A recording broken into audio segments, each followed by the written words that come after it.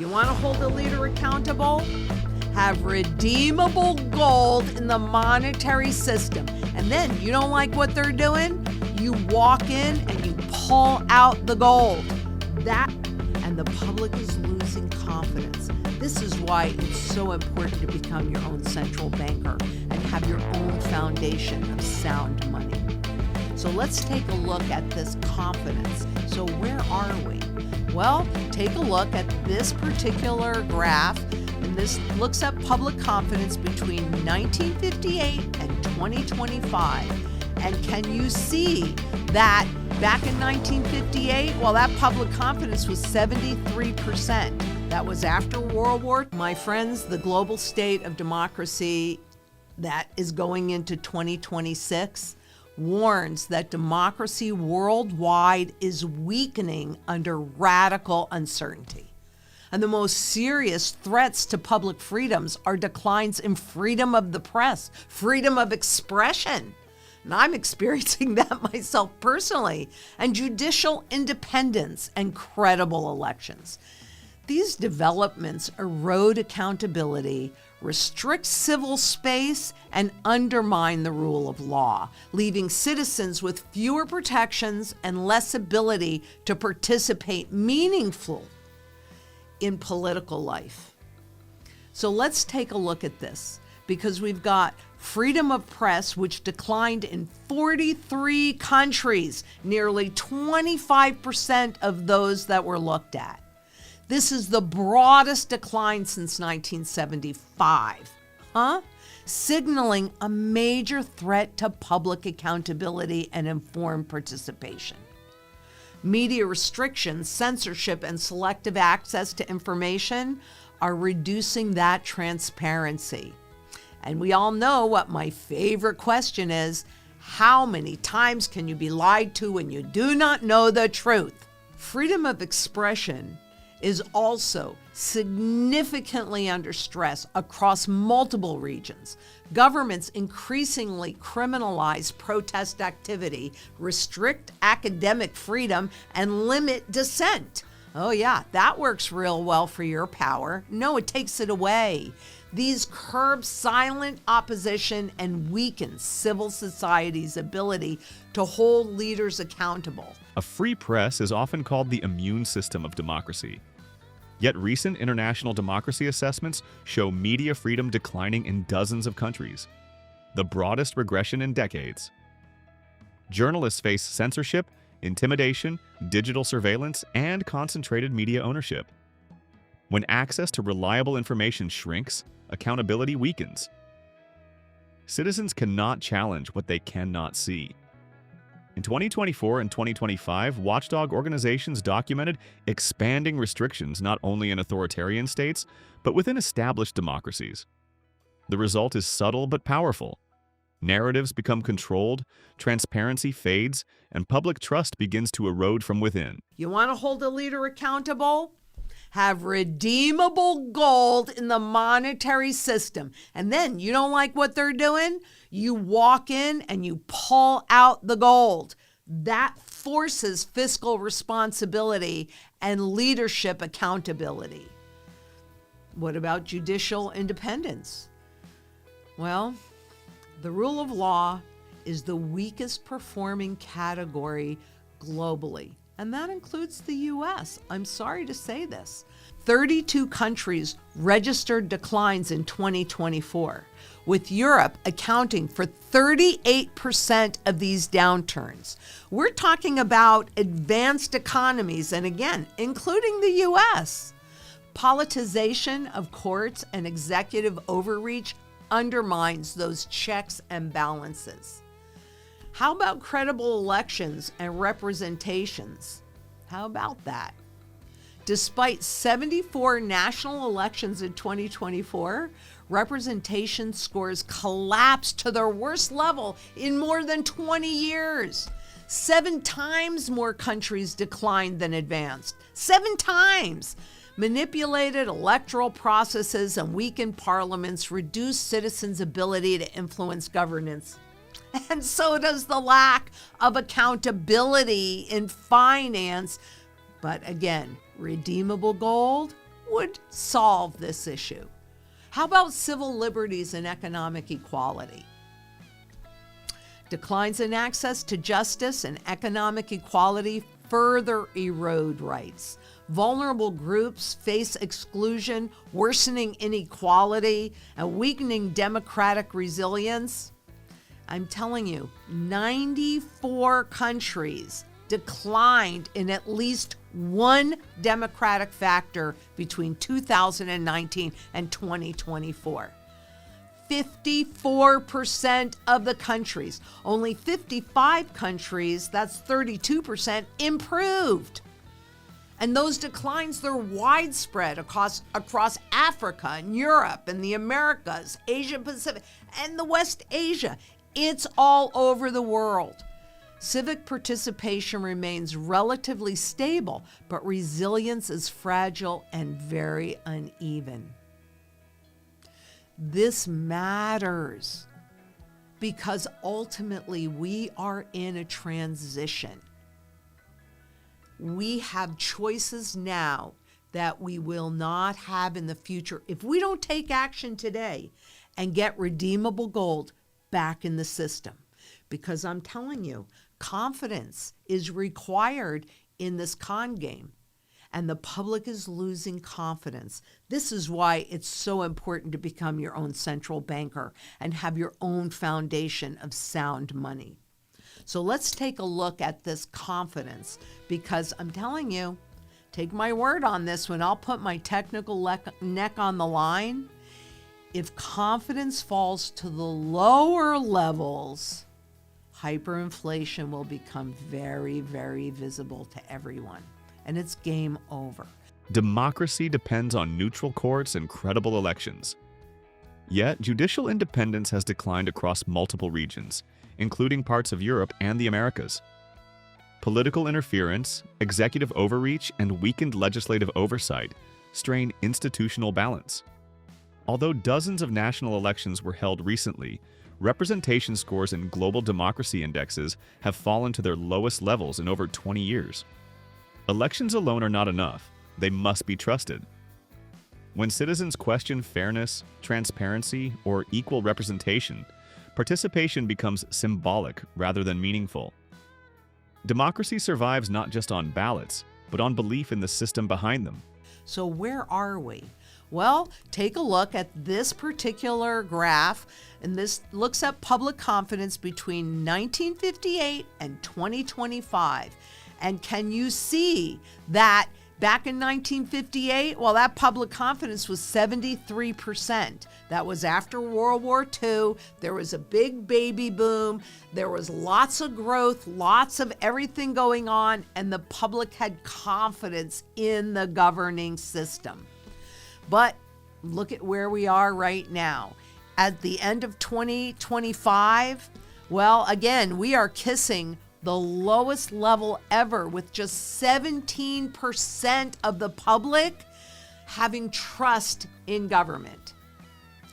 When it goes below that, game over. There's no doubt in my mind. So where are we at with that? Let's take a look. This is the percentage of countries with significant advances and declines at the factor level. 54% of countries are declining, 32% of the countries are advancing.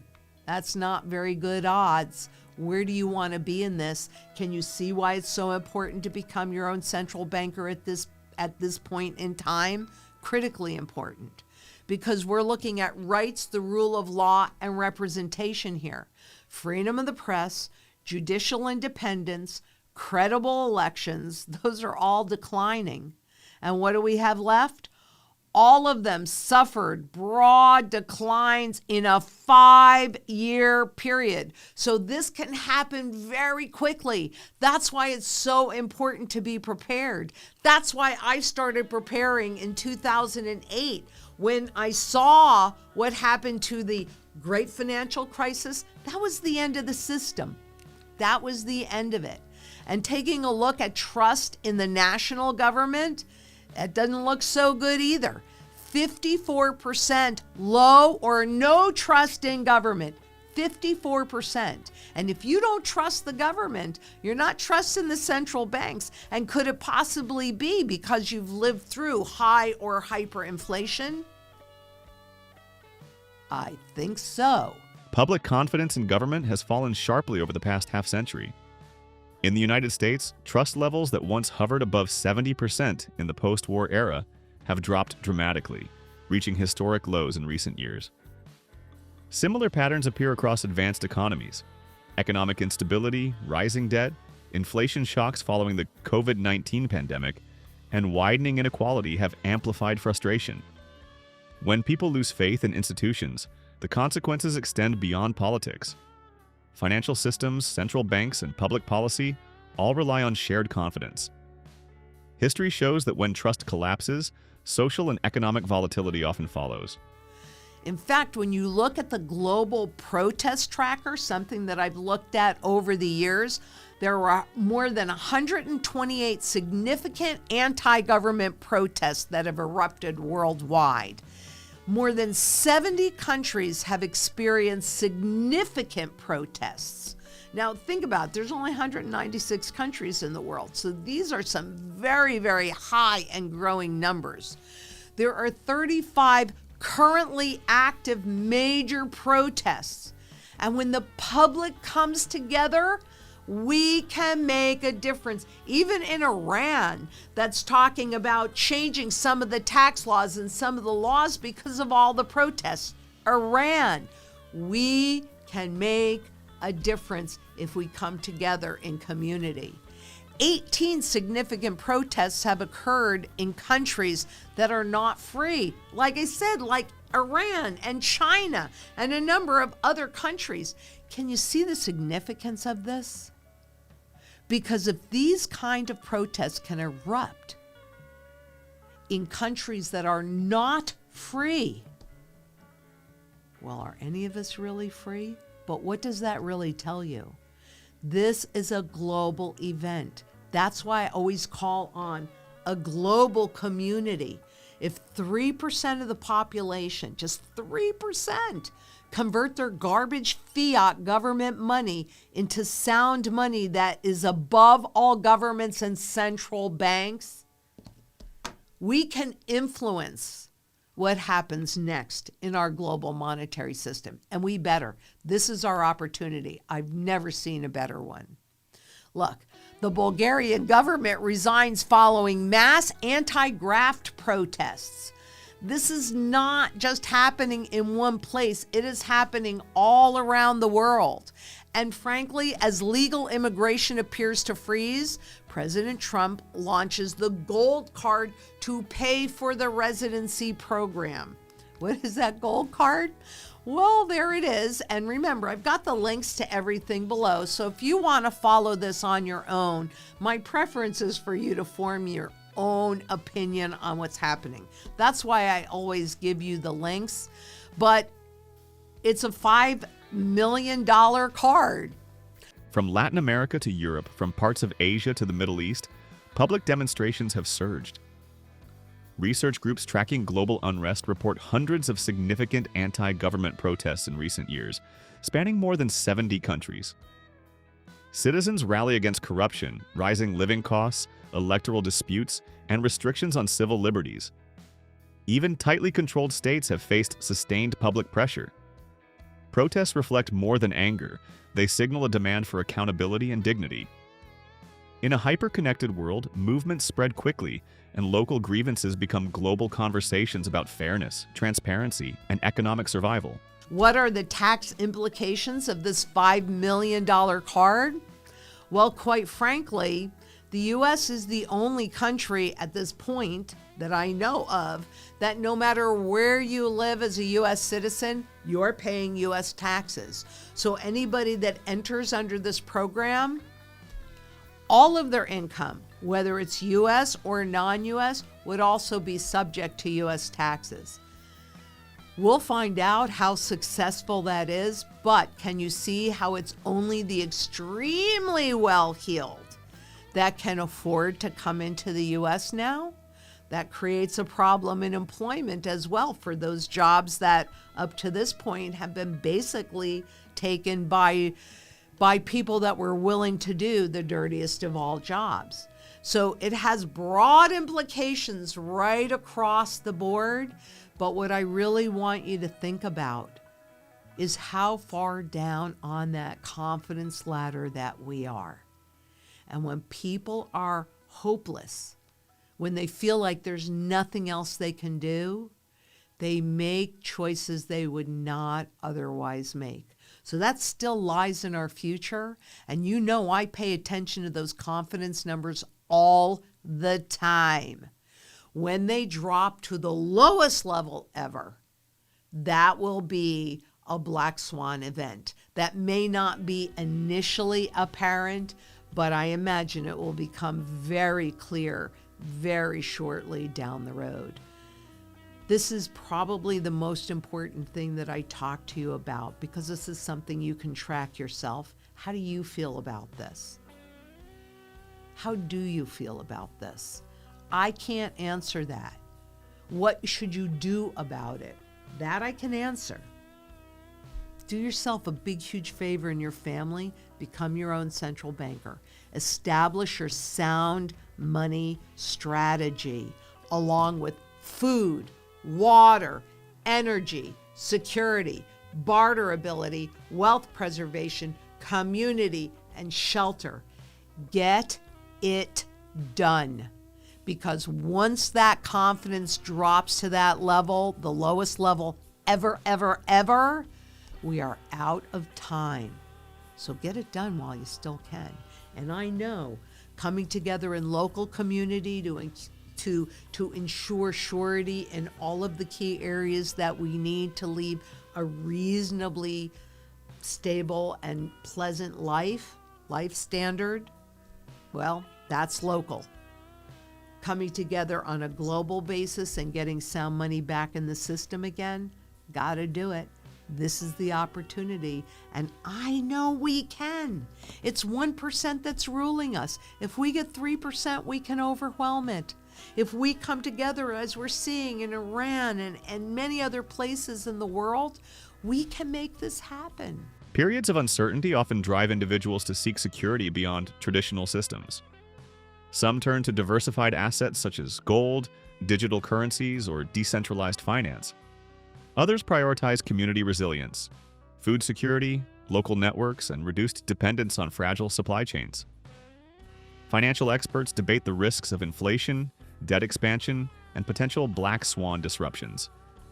While predictions differ, one truth remains. Societies function best when citizens trust their institutions and feel economically secure. The future of democracy will depend not only on policy reforms, but on rebuilding confidence, accountability, and inclusive participation before fractures deepen further.